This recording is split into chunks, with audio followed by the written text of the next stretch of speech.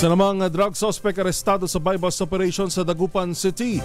Higit 40,000 pisong halaga ng shabu na kumpiska. Detalye ng balita RH38 Freddy Fajardo. Freddy.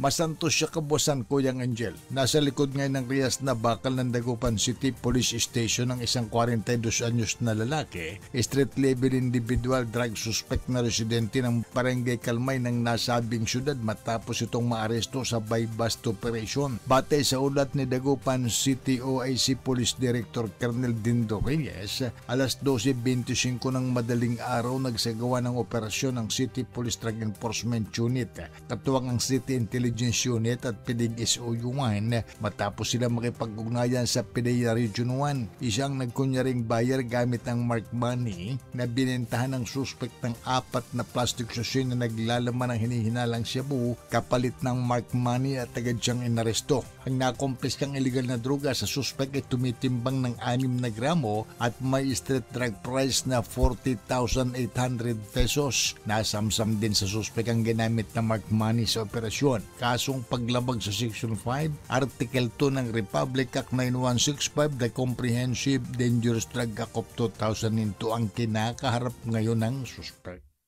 Mula sa Action Radio Pangasinan, ito si Freddy Fajardo, RH38 nag-uulat para sa DCRH una sa Pilipinas, una sa Pilipinas.